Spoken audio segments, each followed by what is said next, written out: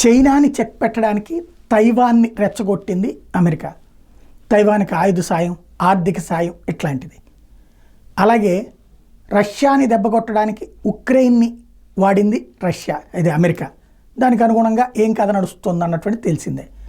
గతంలో భారత్ని కంట్రోల్లో పెట్టడం కోసం పాకిస్తాన్ని వాడేది. ట్రంప్ అధికారంలోకి వచ్చాక పాకిస్తాన్ని పక్కన పెట్టి, ఎందుకంటే బిన్ లాడెన్ లాంటి వాడు అమెరికాని నాశనం చేయడానికి కుట్ర పన్నినటువంటి వాడు పాకిస్తాన్లోనే ఉన్నాడన్నటువంటి విషయం తెలిసి వాడిని లేపేసిన తర్వాత అట్లాంటి పాకిస్తాన్తో సంబంధాలని FATF ద్వారా దాని మీద ఆంక్షలు పెట్టించి ఆర్థిక ఇబ్బందుల్లోకి గురి చేయడం వల్లనే కంట్రోల్ అయింది పాకిస్తాన్. ఇప్పుడు మళ్ళీ పాకిస్తాన్ని సస్టైన్ చేసి దానికి 6,000 కోట్ల రూపాయల రుణాలు IMF ఓకే చేసి, ఈ డబ్బులు వచ్చిన దగ్గర నుంచి ఏం చేస్తారు వీళ్ళు?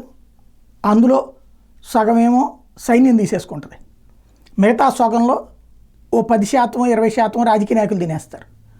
మిగతా 80% తీసుకొచ్చి తీవ్రవాదులకి, తీవ్రవాద సంస్థల్ని పెంచి పోషించడానికి, భారత్ మీద వ్యతిరేకంగా తయారు చేయడానికే వాడతారు. వాళ్ళు మొదటి నుంచి చేస్తున్నది అదే. అంటే వాళ్ళు ఏం చేస్తారో తెలిసి కూడా IMF చేతన లోన్లు ఇప్పించడం, FATF నుంచి గ్రే లిస్ట్ నుంచి తీపిచ్చడం, ఇదంతా అమెరికా చేస్తుంది. అంటే ఎదిగే ప్రతి దేశాన్ని తొక్కేయటం, దానికోసం ఒక చెక్మెట్ పెట్టడం.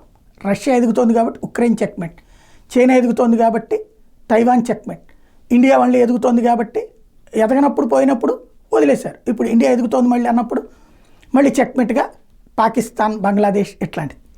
అది అమెరికా నైజం.